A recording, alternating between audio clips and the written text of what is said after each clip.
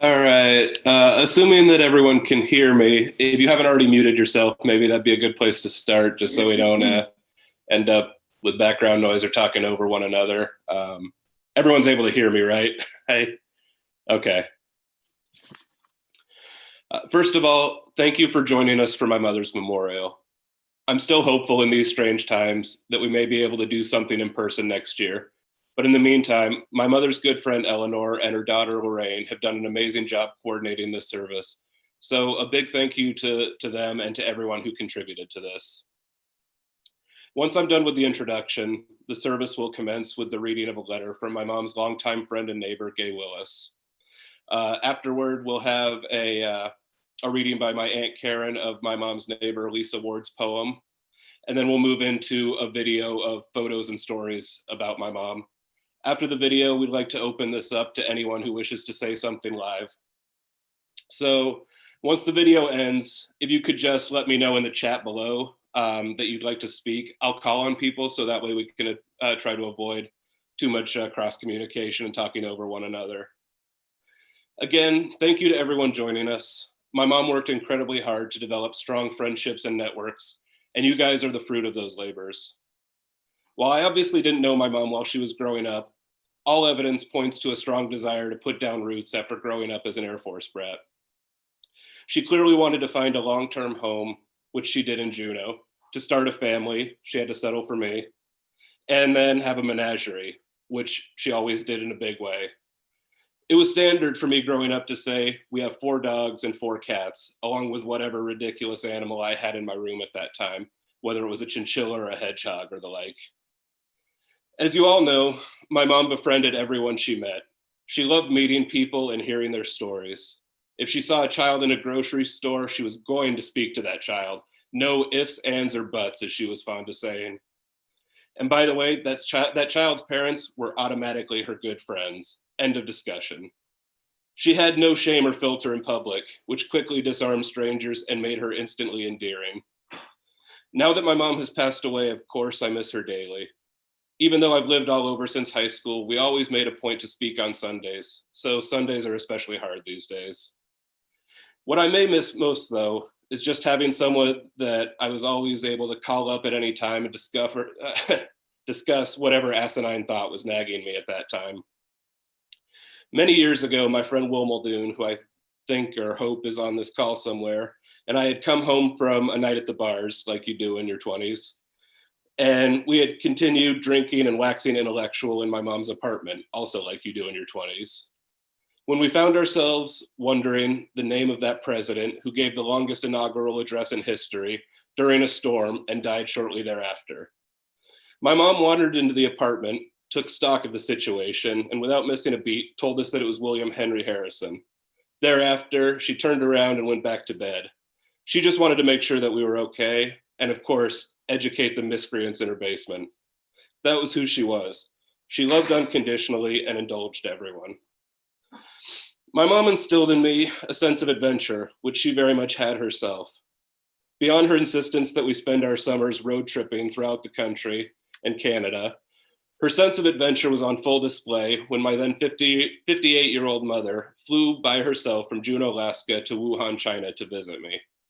By the way, she was in contact with people that she met in China up until the very end. Whatever positive traits I may have are likely directly traceable to my mother. Even though she's gone far too soon, I'm infinitely grateful for all that she did, and more recently that she was able to attend my law school graduation and meet my future wife, Alyssa. She was able to come visit us last Christmas and meet much of Alyssa's large family. I think many of you know that my mom was basically giddy about getting to join them for their annual pierogi making event. That was right up her alley. Although that was the last time I saw her, we continued to speak regularly right up until the very end. I'm lucky that without exaggeration or hyperbole, the last thing she said to me when we spoke on July 23rd was, "I love you." I'd now like to turn this over to her friend Gay Willis.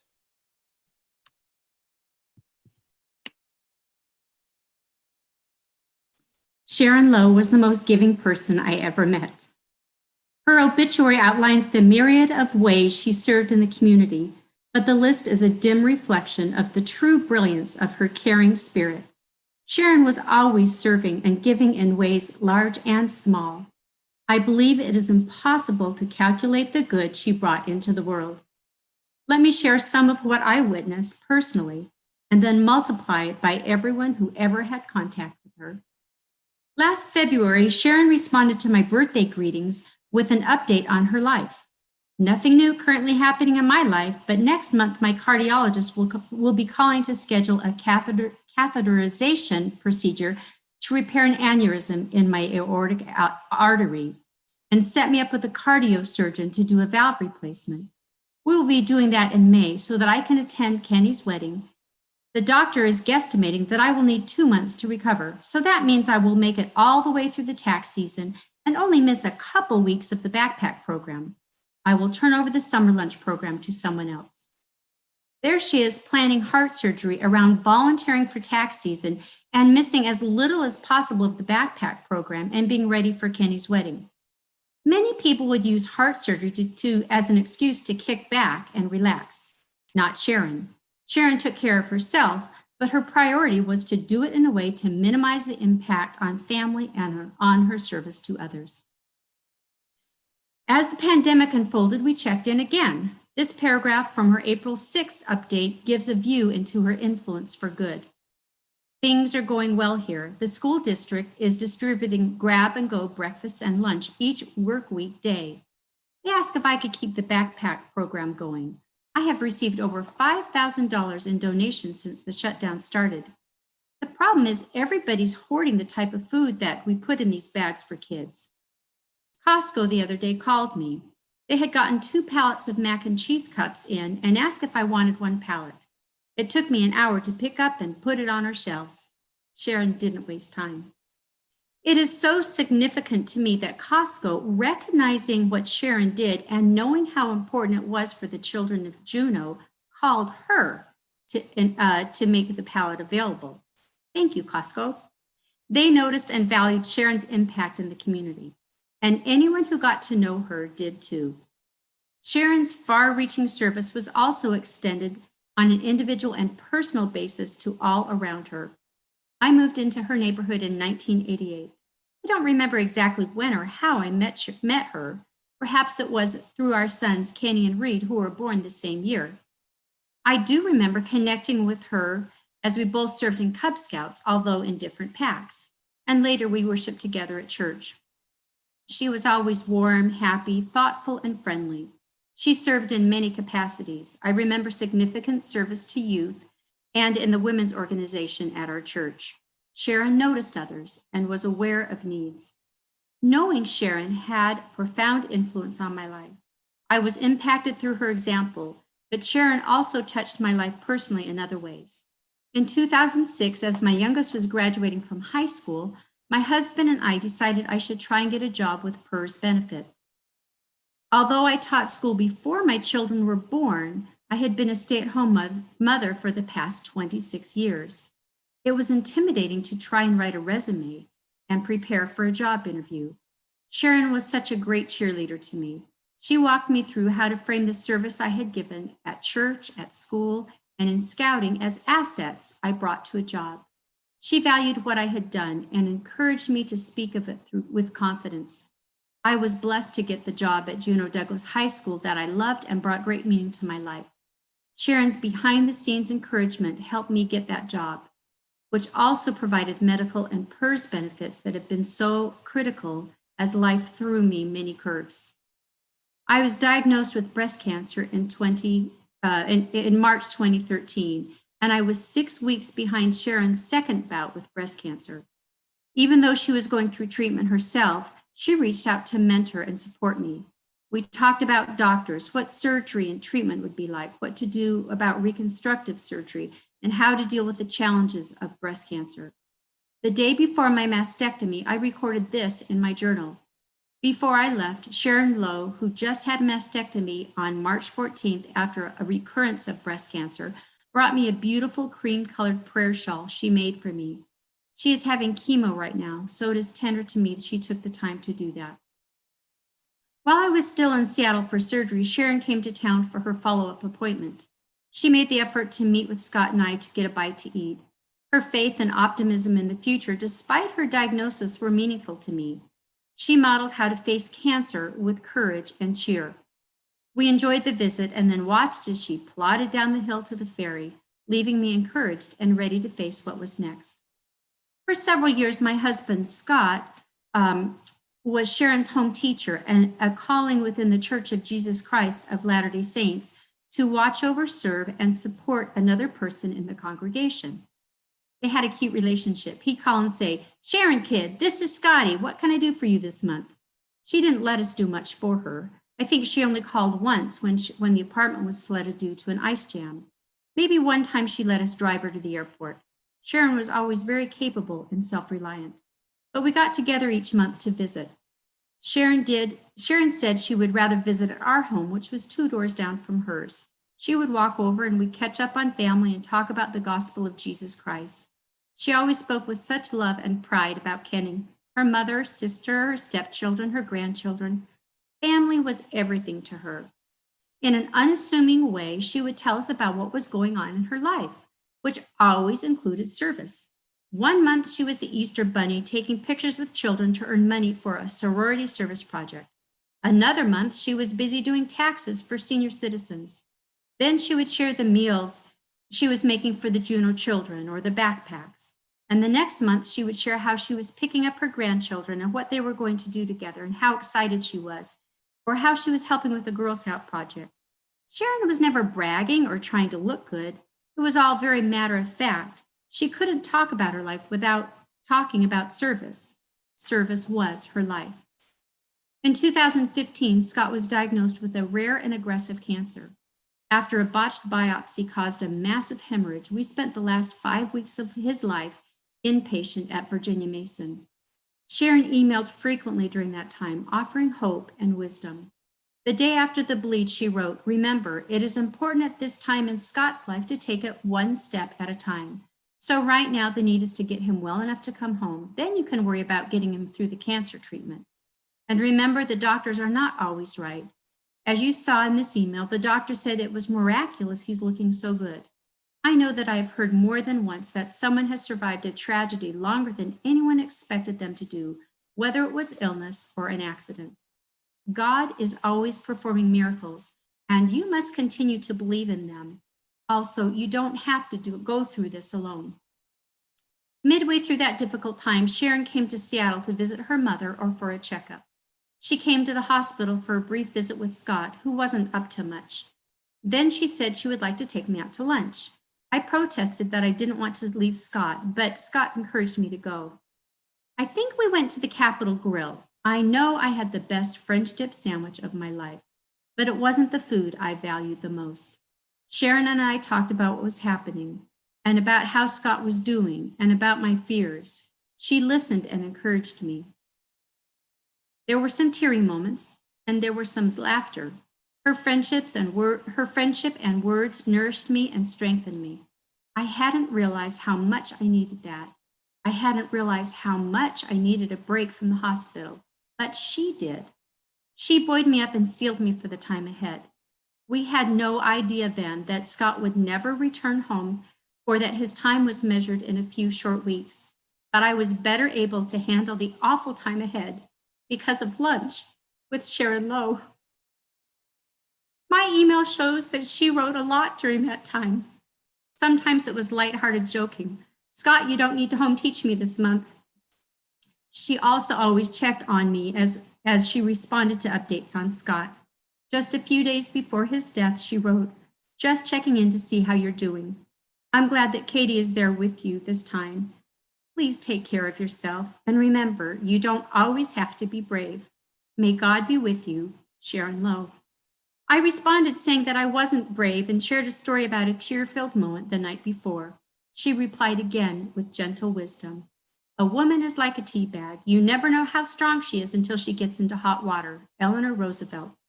You are brave and strong. Crying is not a sign of weakness. It can be cathartic and can give you the strength to get through the next stage. She was always very watchful and protective after Scott's passing. Even after I left Juneau the next year to spend my days helping my grandson, who had multiple medical issues, and my nights as a caregiver for Scott's parents, she would check on me from time to time. And when I was able to come home, we would occasionally go out to eat. I called her this spring to check in with her because I knew she was supposed to have surgery in May. We caught up on life, and I told her I had moved into my own home just 3 minutes away from my son's after living with Reed's family and helping with Benjamin for 3.5 years. I felt like it was the right move to make for both my family and me, but I shared how I felt a bit lost. She made one wise last observation. She said, "It'll be okay, Gay. Now you'll be able to be more of a grandmother than a nanny. Your role will be more clear." That was so insightful. Her encouragement and wisdom in that conversation was another gift I treasure. I spent Sharon's last day on earth thinking about her. I didn't know from our last call that her surgery had been postponed. Based on the revised date I had been given, I thought the surgery would be over and that she would be close to feeling well enough to give me an update. I assumed that was why I was thinking of her, and I planned on texting. But I got a phone call from our dear neighbor, Lisa Ward, and she asked me to return her call. Somehow I knew when I heard Lisa's message. I knew it involved Sharon, and I was so saddened to learn of Sharon's death. Sharon's passing leaves a hole that cannot be filled. She was so looking forward to Kenny's marriage to Alyssa. She spoke of it with such love and joy, and she told me how she met Alyssa's family and fell in love with them too. I'm sad she won't visibly be present for the wedding or to meet more of her posterity. Sharon was an angel on earth whose tireless service, wise insights, and endless compassion were a blessing to all. I am confident her angelic influence and presence will continue to be with the family as she watches over them. I don't know why Sharon was taken when she had such an impact for good in this world, but I know heaven is a better place because she's there. When I wonder why we lost her, I remember Sharon's own words of faith and wisdom at a similar time. Take one step at a time. Please take care of yourself. God is always performing miracles, and you must continue to believe in them. Also, you do not have to go through this alone. And remember, you don't always have to be brave. May God be with you. I miss my friend Sharon. I know you do too. And Juneau will miss her tireless service. May we keep the memory of this amazing woman alive in us by passing the light and love she shared with us to our family, communities, and the world. Thank you. Thank you for that, Gay. That was beautiful. Now I believe my Aunt Karen would like to read a poem prepared by Lisa Ward, as my mom's neighbor and friend who was mentioned in Gay's letter there. Hi, I'm Sharon Lowe's youngest sister. I never spent a day of my life without her. And Gay, you're going to make this extremely hard to follow. This is by Sharon's neighbor, Lisa Ward. Are we getting a big echo here? Yeah. Hold on. I feel like I know Lisa because Sharon always talked highly of her, and they both took care of each other. And I've never done this before, and Sharon would say, "Karen, you can do it." And then as a loving sister, she would say, "But don't muck it up." So this poem is What Sharon Means to Me by Lisa Ward. These are a few of my favorite things. Apples for apple butter from a tree in the yard, handmade wool socks and a birthday card, a hand crocheted Christmas gift, fresh baked sourdough bread, hot split pea soup, goat milk made into goat cheese, giving my cats a cuddle when I'm traveling, Halloween treat, or what Sharon means to me. These are a few of my favorite things. Apples for apple butter from a tree in the yard, handmade wool socks and a birthday card, a hand crocheted Christmas gift, fresh baked sourdough bread, hot split pea soup, goat milk made into goat cheese, giving my cats a cuddle when I'm traveling, Halloween trick or treating, someone to give Mother's Day flowers, yummy sweet treats, baked banana bread with chocolate chips. Simply put, words cannot express what a dear friend Sharon was. Someone to give Mother Day flowers, yummy sweet treats, banana bread with chocolate chips.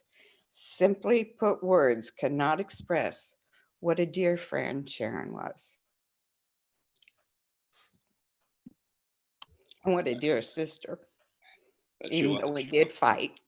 No, thank you for that. And if you'll bear with us for just a minute now, we'll get the video going that was lovingly prepared by Lorraine and Eleanor.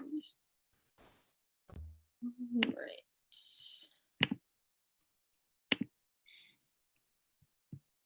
Okay.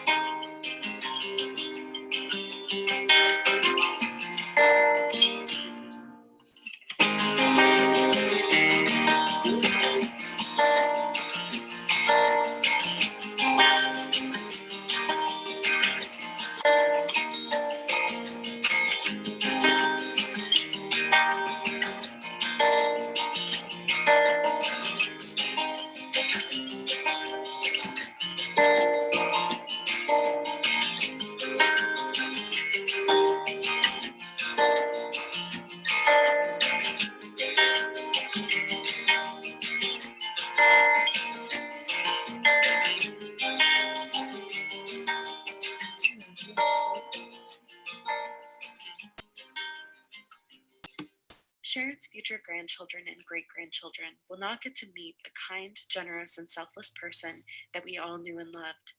It's only through our memories that they will get a sense of who she was. Through our memories, we show the lives she touched and the generous contributions she made, not only in the Juneau community, but the countless nonprofits she supported in the country. In everything that Sharon did, she led by example. Sharon loved animals, and throughout her lifetime, she rescued many. She encouraged and inspired the rest of us to follow her lead and adopt from rescue centers rather than purchasing from breeders. Sharon didn't complain. She embraced her friends and she embraced her life. She was grateful, positive, and generous with her time and provided support for anyone that needed her. When you hear and read about her life, you can see that she had much to be grateful for, and she gave as much as she received. Sharon lived in Alaska since 1964. Since age 10, Sharon had dedicated time to volunteering, and after retiring in 2000, she spent a significant portion of her life as a volunteer. She often said that she flunked retirement. True that. Before she lived in Alaska, Sharon lived in Wyoming, Newfoundland, Washington, D.C., Germany, England, New Mexico, Texas, North Carolina, and Georgia. Sharon is a 2-time cancer survivor, and of course she supported the American Cancer Society, twice as chair of the Relay for Life fundraising event in Juneau, and always as a supporting member. Sharon also served on the AARP committee to provide tax aid to seniors, and did so for several years, when in 2008 she learned the tax aid program was being taken out of Juneau due to lack of participation. Sharon formed a team and led the program, with over 100 seniors participating each year. The 2 examples I have listed above come from a long list of volunteer positions for Alaska that Sharon has held. Suffice it to say that there is not one year in Sharon's life that she has not served as a volunteer for Alaska in some capacity or another. As examples, although her only child spent only 5 years in Boy Scouts, she continued as a volunteer another 12 years. She was a Girl Scout leader for 3 years, has raised funds for nonprofits through Epsilon Sigma Alpha for 20 plus years at both the local and state level, has been the March of Dimes district coordinator, and a participant in too many fundraisers to name. She's been a coach, umpire, scorekeeper, volunteer stagehand, costume maker, and a pie maker for Rotary fundraisers. She has even played Santa Claus and the Easter Bunny to raise funds for local nonprofits throughout the years. Sharon is someone who is happy to be asked to serve. After her second bout with cancer in 2013, Sharon went to work part-time to manage a program that is close to her heart, the Backpack Program for Kids. The program actually started in 2015 with a small grant for a local church in the Douglas community. Through Sharon's passion and leadership, it grew, and at the time of her death, the programming fed nearly 500 kids. Eleanor Oidna remembered that. Sharon said she had hoped for a large family. I often told her that she certainly got her wish. She not only coordinated the program, she did fundraising, grant writing, and the shopping and cooking to keep the program going and growing. Sharon once told her friend Eleanor that volunteer work was something she felt she was born to do. She was grateful every day that she was in a position to be able to. A message from Linda. I knew Sharon from the office I worked at for 21 years. I knew she was always helping others, making hats for kids in need, and helping at the lunch program. She was always special to me. A message from Lisa Yates. I worked with Sharon for many years back in the 1980s. She was my boss for a good portion of those 6 years. She not only was my boss and mentor, but a person that became my friend, and later, she was, as you probably know, a good cook, baker. She had an awesome sense of humor, and I remember laughing a lot through our work days. She is greatly missed. A message from Peter Nakamura. Sharon was always available to meet the challenge in the office or after work. She always had a smile on her face and always had the answers as my admin assistant when I served as the director of public health for Alaska. As the assistant to my wife, she helped me with the department Halloween costume party, or in keeping our salmon fresh every year when my 4 brothers joined me each year to fish with my wife and I. She was a great neighbor in the valley and always made space in her basement freezer for the fish. Lois and I were fortunate to have her as a wonderful friend. My great sorrow for the loss in a colleague and friend. Incidentally, we won the department costume party 4 times in a row and filled the freezer every year. A message from Janet Coffin. I first met Sharon in the fall of 2016 at a Wednesday ladies' luncheon at the Utter Culture in Juneau, Alaska. Sharon introduced me to many of the ladies and invited me to participate when I was able to join. It has been fun, and many of the ladies join when they are able.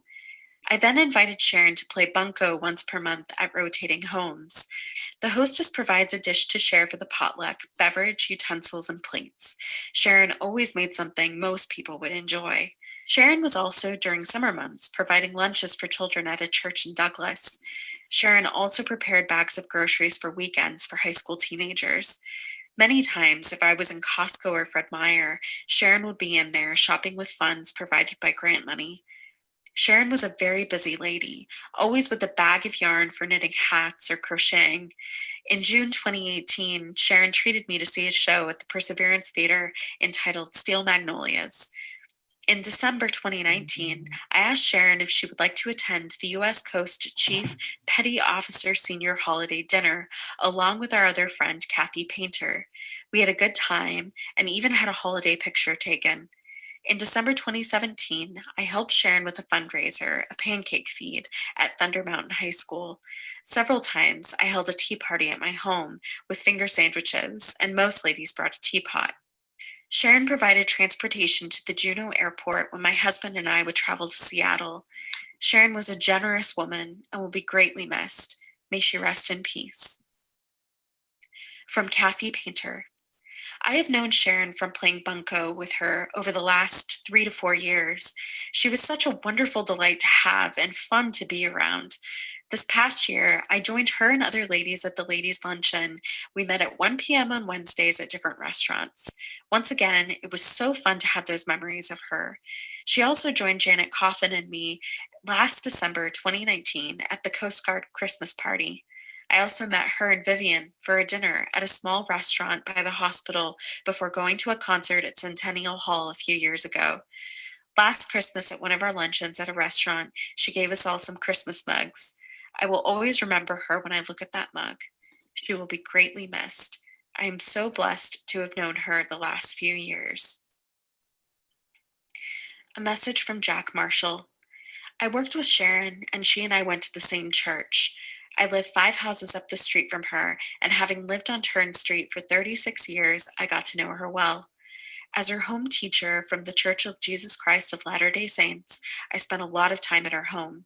She had an independent spirit and was kind and loving to all. She loved her dogs.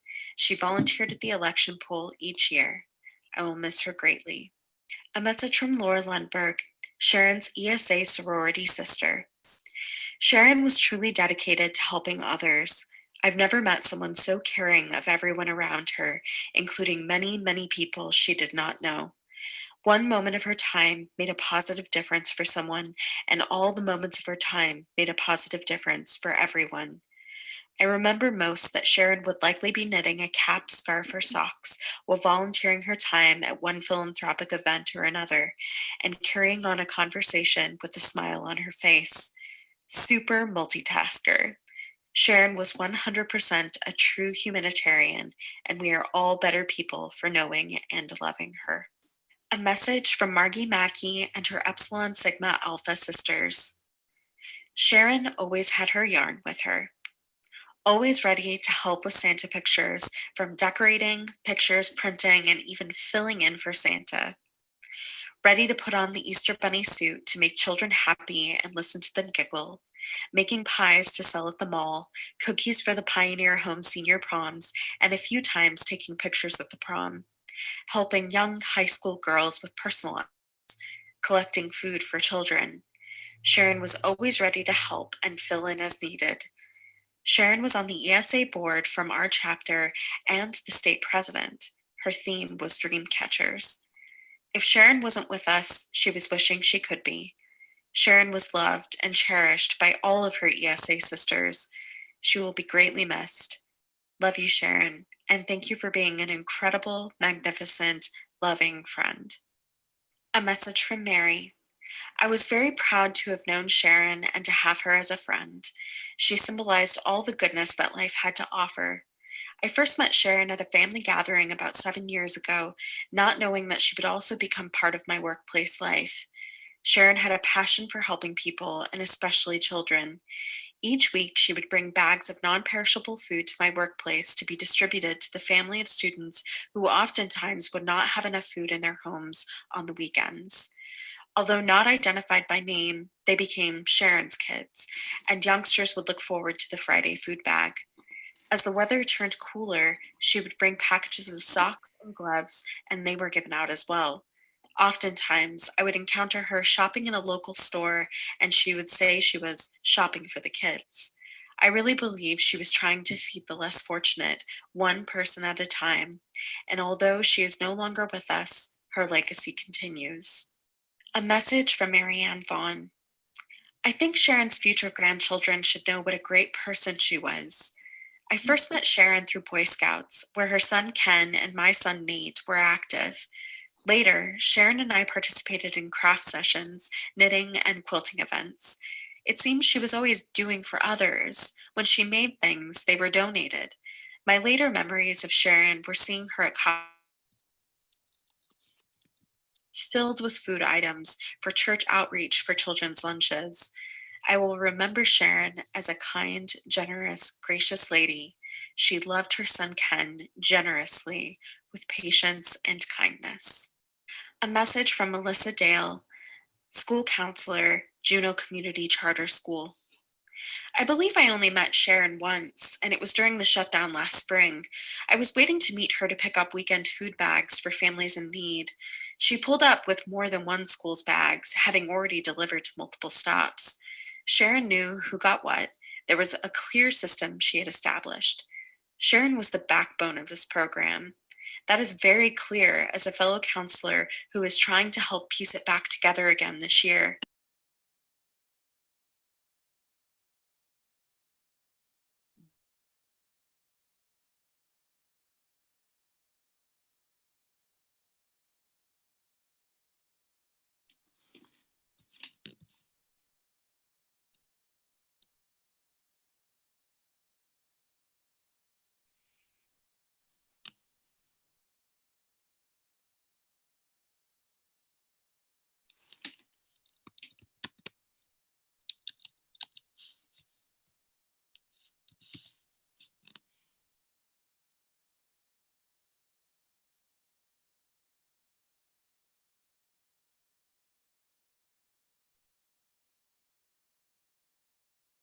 Made dishes. She wanted me to eat things like clam and fish, and she wanted me to behave like a lady, setting the table formally, using utensils properly, washing my face and hands.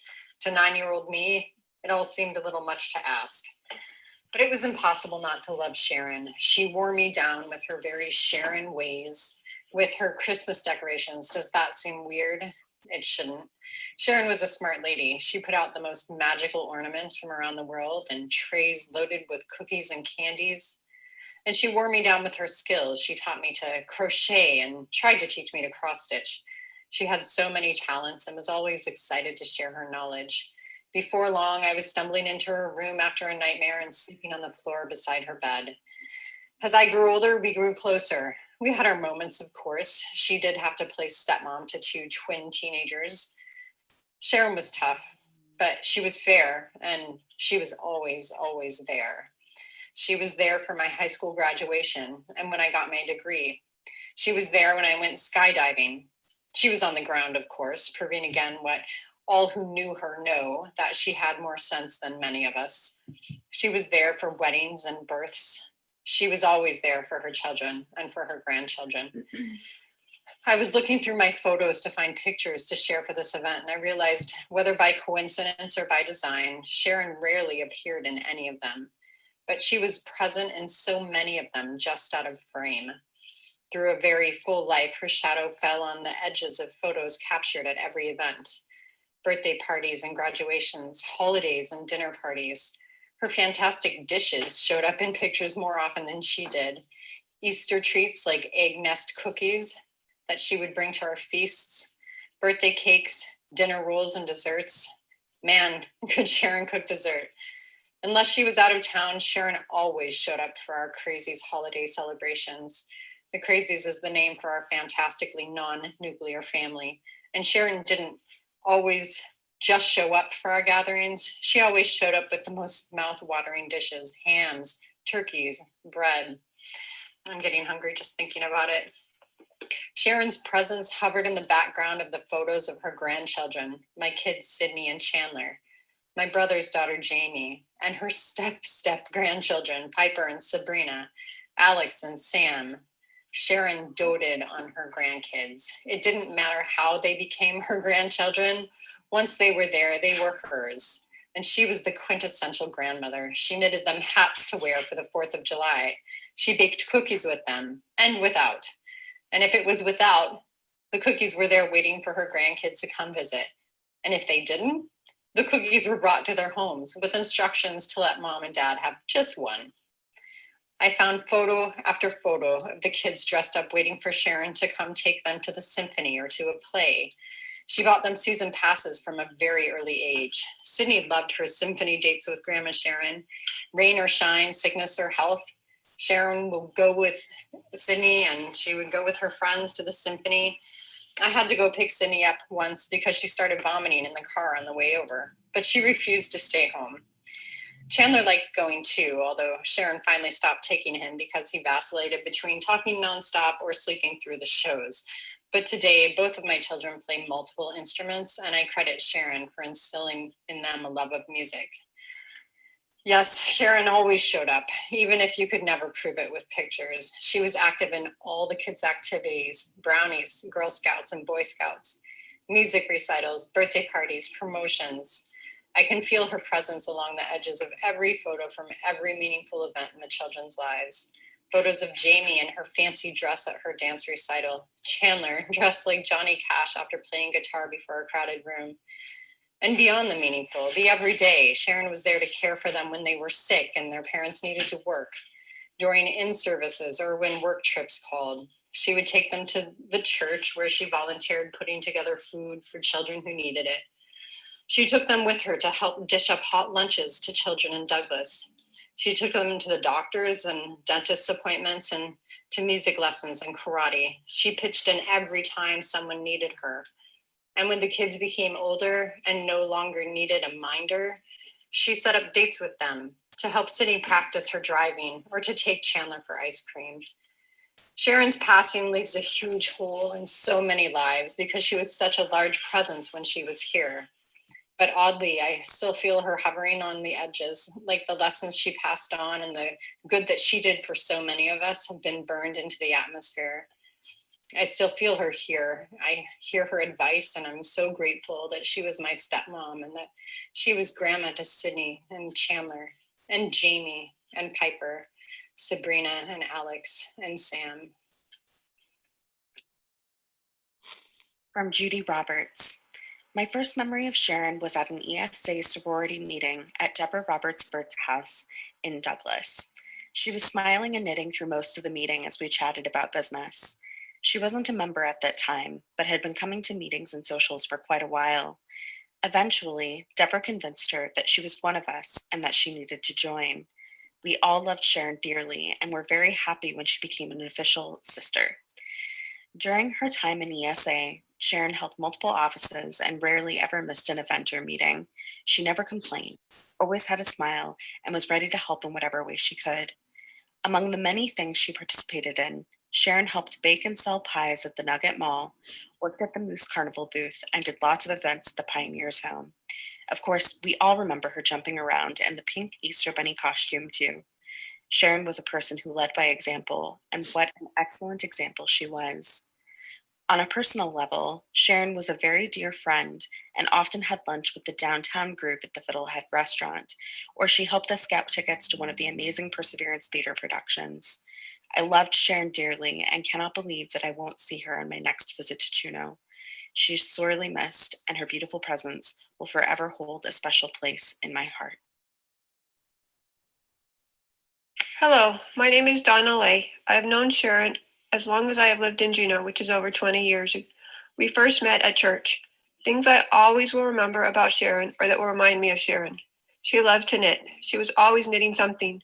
When in a meeting, when waiting for an activity to start, her hands were always busy. Sharon loved her son and grandkids. Every time I saw her, she would mention one of them or both of them, and she would light up with excitement.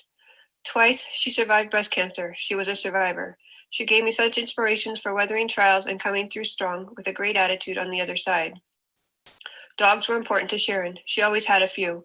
When our dogs had passed away, she would send us a card of sympathy. She knew what it was like to love a dog.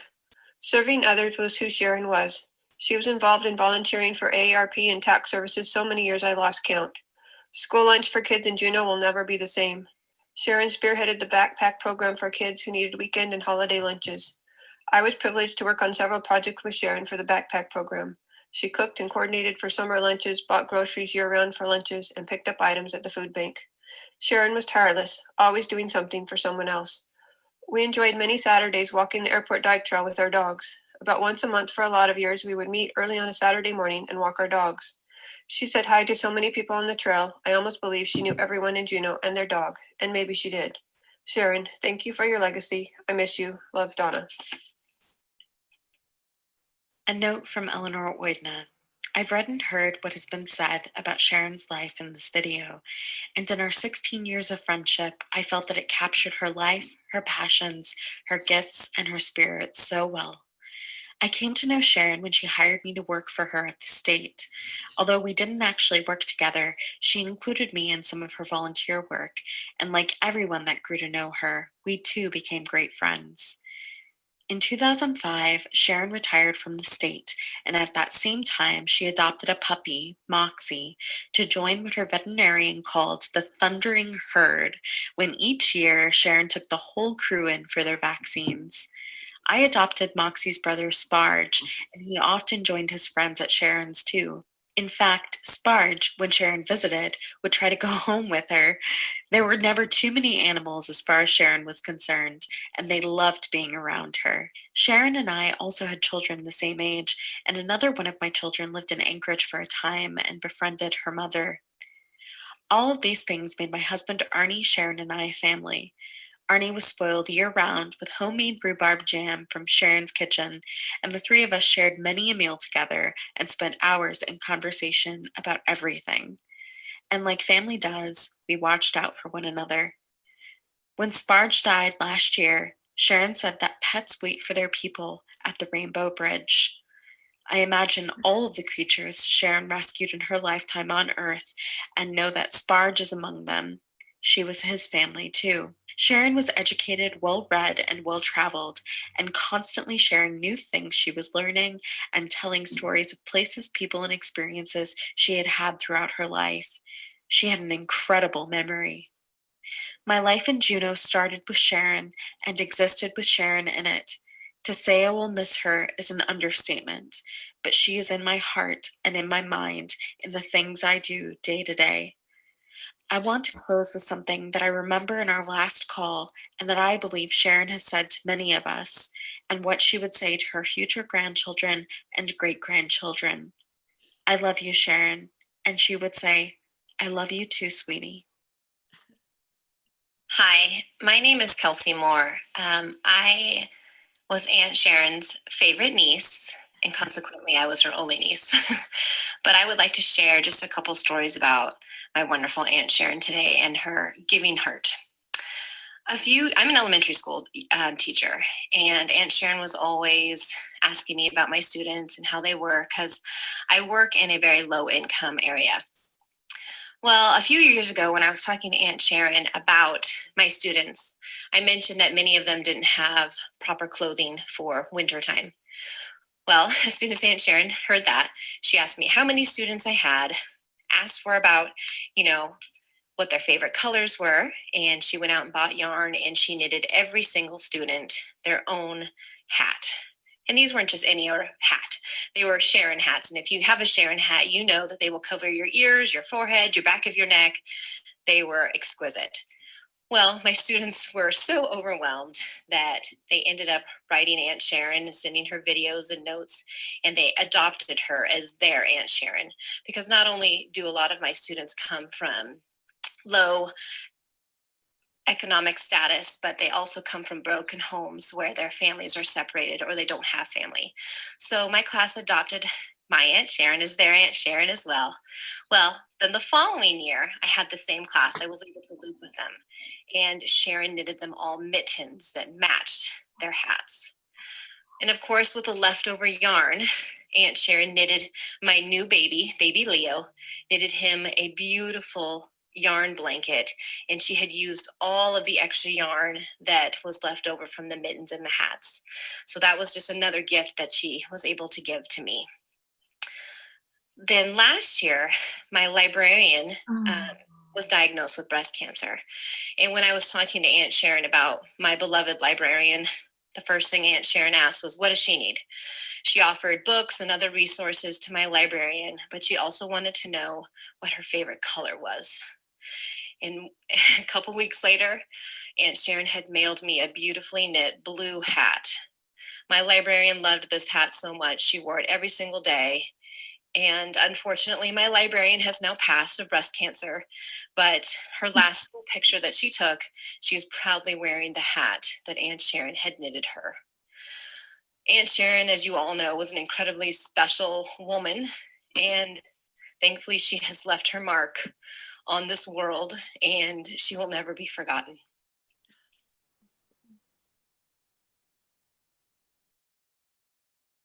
A message from Jillian Hayes. Here is a picture of my beautiful granddaughter, Evelyn Poppy Hayes. I crocheted the blanket that she is happily modeling thanks to the loving time and care from Sharon. She taught me how to crochet and walked me through making it. You see, I had some yarn and a pattern and the desire, but I had no idea how to make it. Sharon always had a bag with yarn and knitting needles or a crochet hook in her hand, so I figured she could help me. And of course she did. I always wondered if she knew what she was getting into. Anyway, over the course of 5 months, I made that beautiful blanket. We would meet before or after the ladies' lunches, and then many times when I got stuck, we would meet again at a coffee shop so she could get me going again, or fix my boo-boo. While I knew Sharon years ago when Kenny and my son were in middle school together, we never really had the chance to just visit on our own. So I'm so very thankful that I had that special time with her and experienced her amazing patience.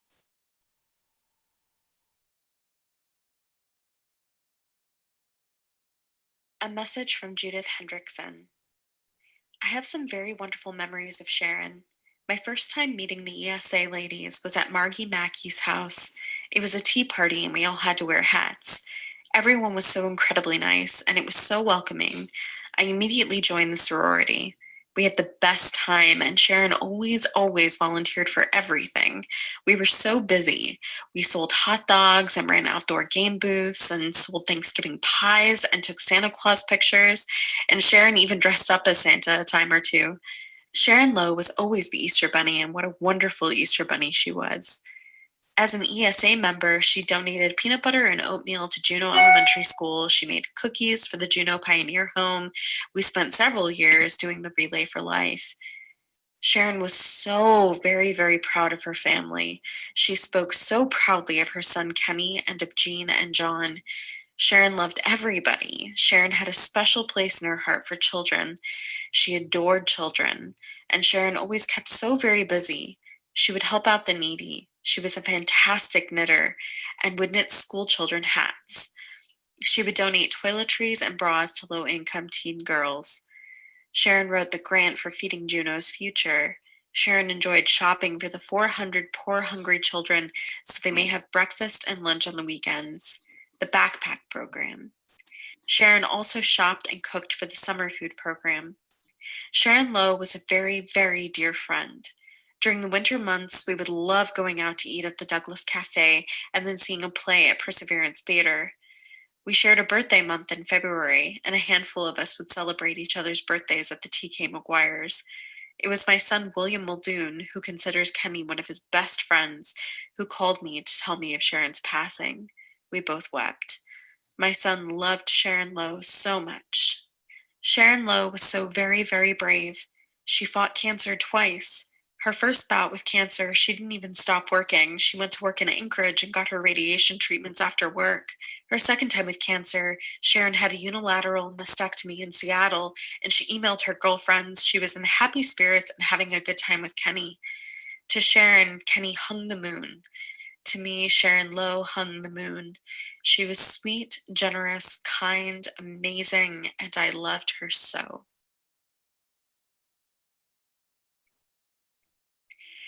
Dear Sharon, I remember first meeting at the Anchorage, Alaska Public Employees Association in May of 1983.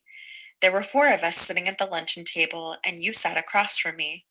I think we became friends almost from the moment we looked at each other. Could be we were kindred spirits, and the connection was instant. We talked about so many subjects that afternoon. Then in January of 1984, I accepted a job in Juneau with the newly created Department of Labor. My first Juneau home was your basement apartment. This move cemented our friendship as I was able to see you every day. Kenny was only a few months old, and he and I became backseat friends on our drive to work until my 280Z arrived from Fairbanks. I wasn't there for his birth, but I did get to watch him grow into the man he is today, and I do Aunt Deb. In Juneau, we did so many things together. You loved to give, and I accepted and hopefully gave back as much as you gave me. During those years, we shared numerous lunches at the Fiddlehead and quick lunch walks downtown. We kept each other informed of what our children and then my grandchildren were doing. We shared in ESA activates for many years. Remember that crazy snow drive from Fairbanks to Haines after an ESA convention? To keep us both calm during that icy drive, you read out loud a P.D. James mystery. I don't remember the name of the book, but your balanced, calm reading kept us both steady as I maneuvered the ice and snow-covered Alcan Highway. We also had 2 flat tires on that trip. I remember the 1984 Thanksgiving storm with that unbelievable wind and rain. The turkey was in the oven and just starting to give off that aroma of celebration. Then the lights went out, but we improvised the best we could. Ken started the barbecue and the turkey took forever, but a good meal and candlelight was had. We seemed so safe together. It didn't matter what Mother Nature brought that day. We had our laughter and friendship to keep us warm. How many times we sat and knitted together, shared lunches together, traveled the icy roads of life together, and we always maintained that quiet friendship that just stayed positive. However, leaving Juneau in 2003 was the hardest on our friendship. We knew that the separation would be difficult, but that distance was only in miles. On every visit I made to Juneau, we would hug, laugh, and continue like I had never left. Then in 2014, I moved back to the Seattle area. Now it was your turn to visit me. Once again, we explored and shopped in Bainbridge, Shelton, Allen, and Seattle. We had sleepovers at my place and Karen's. We celebrated your mom's birthdays and visits with Kenny. The last 5 years were wonderful as we explored yarn shops, antique shops, and the Seattle public market. Sharon, I was hoping that our adventures would continue for many years. However, life is not always the way we plan.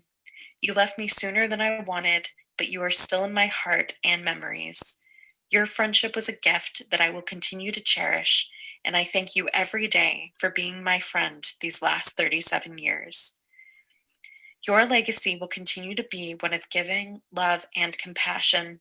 Your strength was not physical, it was in your unwavering love of children and animals. Your intelligence was beyond others, but you never flaunted, only taught others in a very quiet, steady voice. You are missed, my dear, beautiful friend. Love, Deborah Roberts-Burt. A message from Vivian Bearden. I am honored to have had Sharon as a friend. We shared many events around Juneau together, symphonies, plays, gallery walks, museums, lectures, and more. With her busy volunteer work, it was amazing she had time for such a friendship. It was as if she invented time, not to forget all her cooking and baking she shared. What a loss her death has made for so many of us. A message from Shelley Travis. I have known and loved Sharon for 40 years. I'm bawling as I write this. Her heart was so beautiful and good. When my niece was diagnosed with brain cancer, Sharon jumped into donating her beautiful hats for Jessica. She brought a smile to all of us at Little Mermaid every time she walked through those doors. Her love for her family was huge. She beamed speaking of them, always making something wonderful for each and every one of them. I'm beyond blessed to have been able to call her friend for so many joyous years. With heartfelt thanks, Shelley Travis.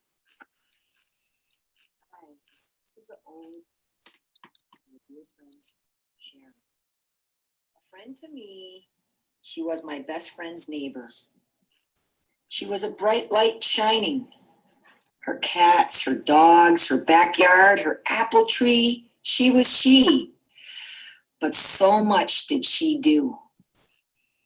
Sharon possessed help as a verb. She was a doer. She thoughtfully served. She fed the hungry. She created ways to feed our students. I gave out the food. I saw her work feed others. She did this. To me, Sharon was simply the face of Jesus. Like him, she fed the hungry. She was cheerful and kind. And Sharon did the shopping, long hours, putting all that work together. And with her being gone, it has been a challenge to find ways. We wish we knew her ways. So it's hard. She fed many, many, many, many. She found a way in our world of today. To me, Sharon was a saint. She is an inspiration to me. I think of how she just did the work. From knitting lunches that created forever bonds, strong, caring friendships, to providing tax help with the AARP and me. She served in retirement. She made our community here in Juneau stronger, healthier, and more full. Sharon was my friend, and I saw her works as holy. She walked the walk and did the work.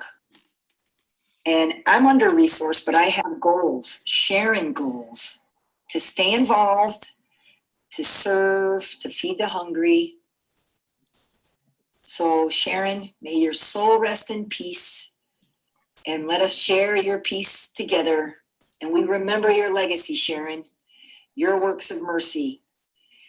You were blessed, and you are an inspiration to me, Sharon. May you rest in peace. Amen.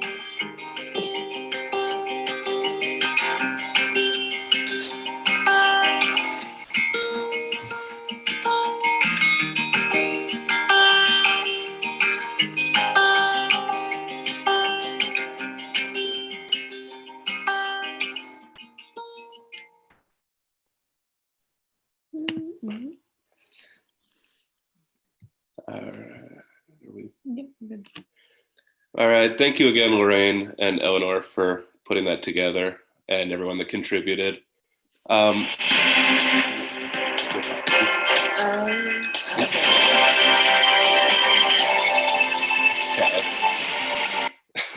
Sorry about that. Sorry, everyone. Okay, so at this time, we'd like to open the floor to anyone that would like to speak or contribute. So if you could please just send a chat, and we'll call on people as they let us know that they'd like to speak.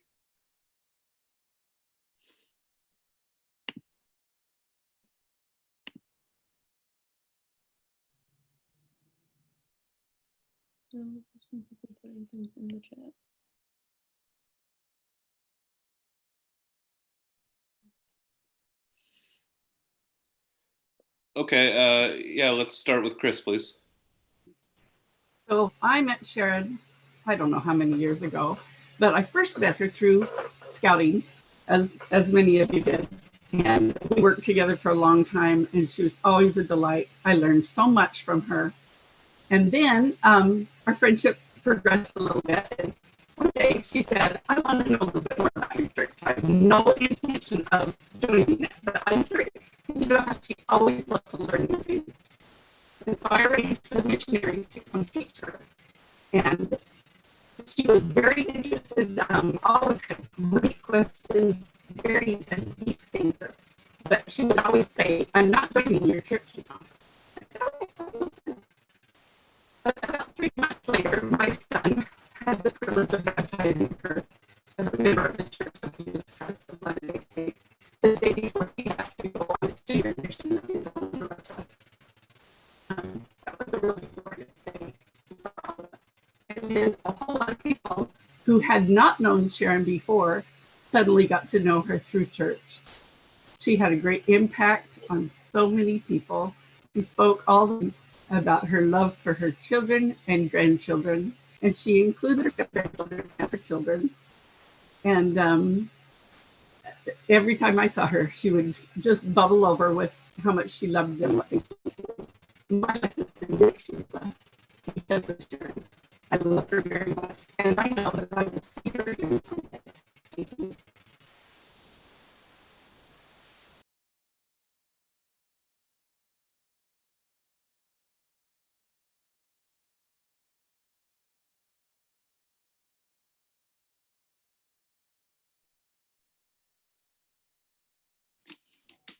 It looks like Kenny's screen has frozen. So Dennis Watson.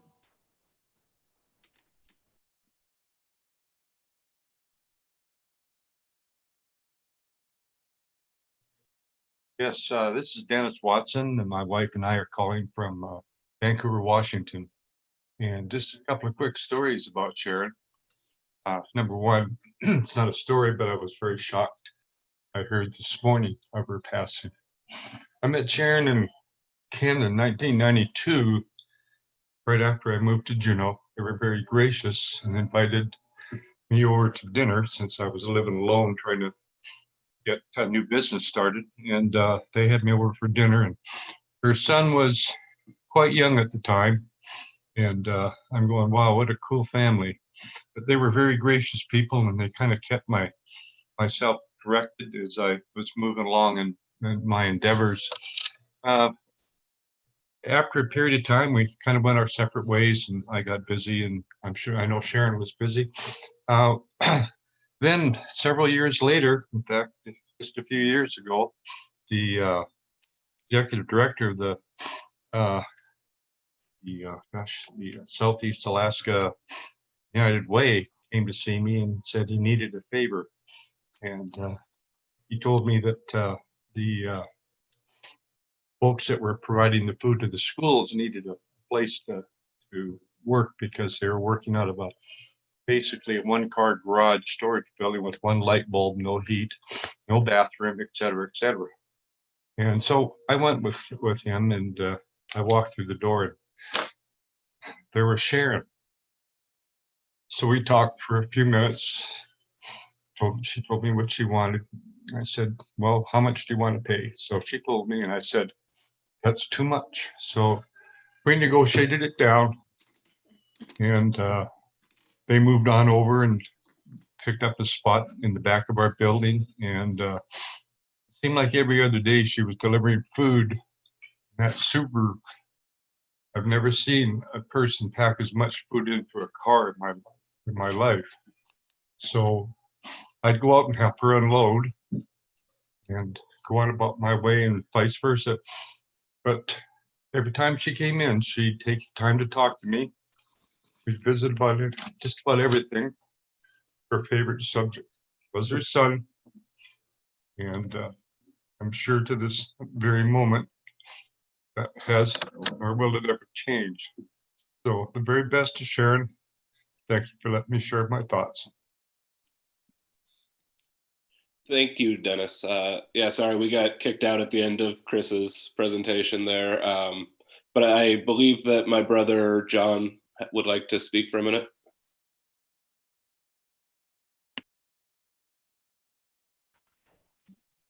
Hi, everyone. I'm John, and as you all know, Sharon was my stepmom.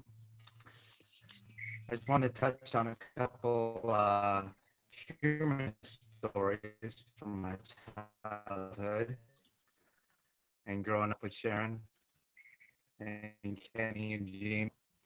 There was one road trip, I believe we were on our way up to see her mom and dad and her sister Karen up in Anchorage. And as we were cruising along in this old Honda Accord, I remember Kenny, Jean, and I attacking in the back. and my sister leaning up and going, Sharon, it's kind of smoky back here. I'll never forget Sharon's quick response, which was, I know, honey, we're on fire.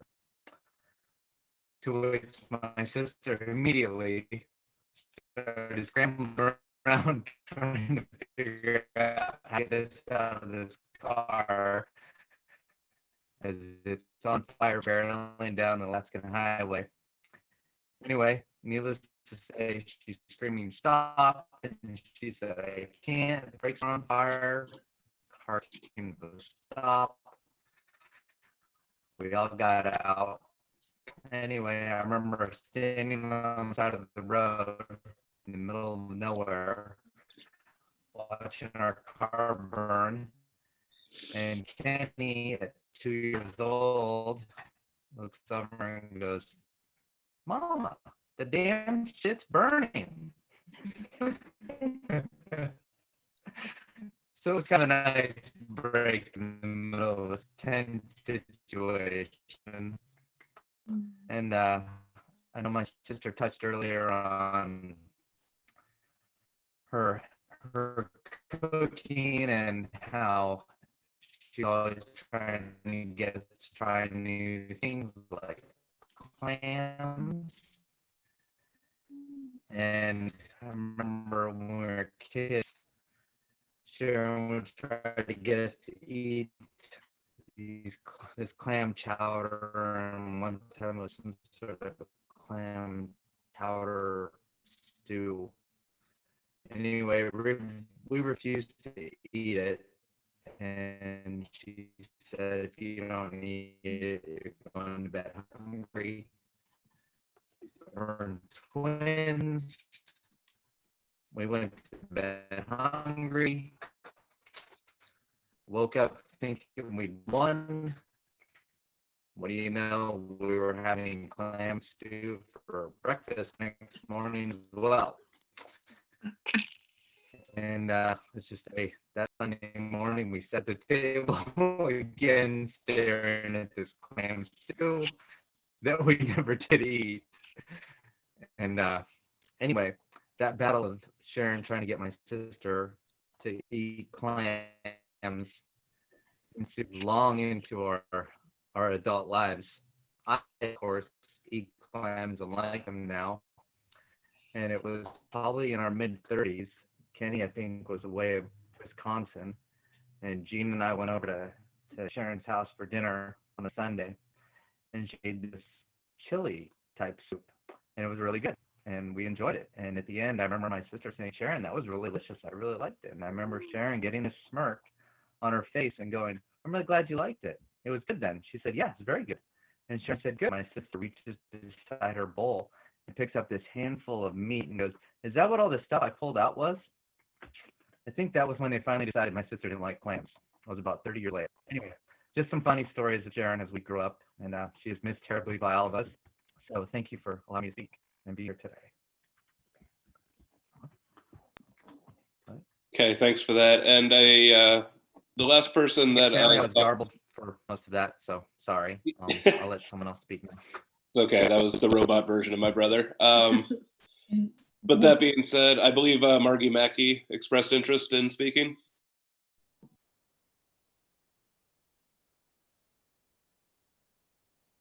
Margi, are you there? She's having a hard time getting off. Okay, I got it unmuted. Can you hear me? Yeah. I just want John and Jean, and especially Kenny, to be really careful because there's a lot of people on here that know more about you. So watch it. There's a lot of secrets we know. And you grandkids, we know more about you than your parents do. So watch it too. And this is a small town in Juneau, and I know some of you are here, so we're spies. Anyway, I want to say thank you to everybody who told us stories about Sharon. It was awesome. A lot of them are the same, but I just want to thank everybody for doing this, and Sharon loved every one of you, plus more.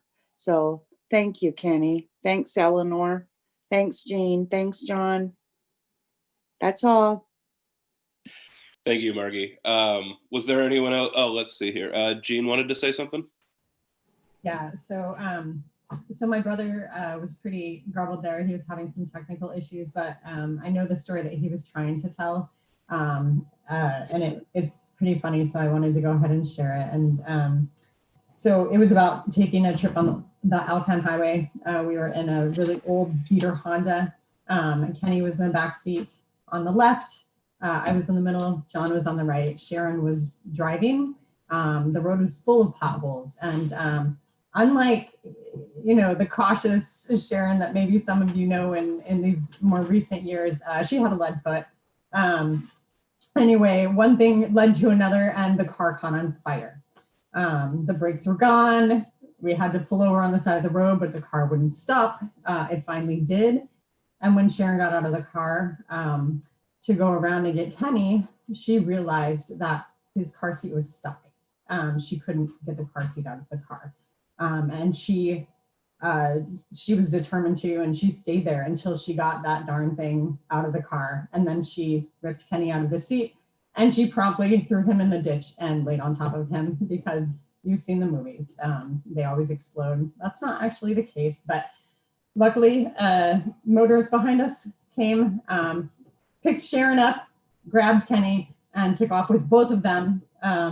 His hand on Sharon's wrist and Kenny under an arm, and took off down the highway. But as we stood watching the car burn and everything that we had in it in the middle of nowhere, I think somewhere outside of Toke, she was, rocking Kenny and it's okay. And Kenny looked up, mommy, it's okay, honey, what? Mommy, the damn shit's burning. And it was classic Kenny and classic Sharon. She lived for her son. So that was John's story that he was trying to get across. I could tell what it is, even if some of you couldn't make it out.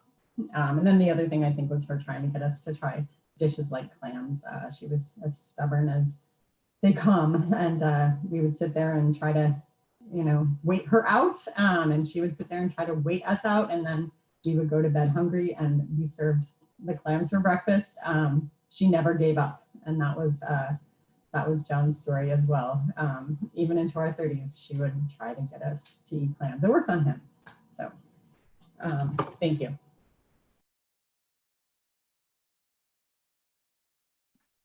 Okay, is there anyone else that would like to speak? Okay, I guess if that's it, there were just a couple things that we'd like to wrap up with. First of all, my mom's dogs, Teddy and Rosie, have been graciously taken in by my mother's neighbor, Lisa Ward, and her daughter, Summer. They've been taking care of her, but they're looking for a forever home at this point and should be ready to make that transition soon. So if you or anyone you know would be interested in potentially adopting a couple of, not quite senior citizens, but older dachshunds, we've put an email address in the chat here. Please feel free to email that and express your interest, and just try to generally get the word out there if you're able to. And likewise, as you may or may not know, a memorial fund has been set up in my mom's name to continue her Feeding Juno's Future program. So give what you can. There is a link and explanation within the YouTube channel that's associated with this memorial service. So if you go to the YouTube live stream or the residual videos, you can click on the one for the memorial fund, and that'll give you any kind of instructions that you may need. And I believe that's also a link to it is in the description of that as well. It looks like Lorraine has also added it to the chat here, so it's available there. And I think that concludes everything for our program. So once again, thank you all. I know my mom loved all of you, and thank you for being.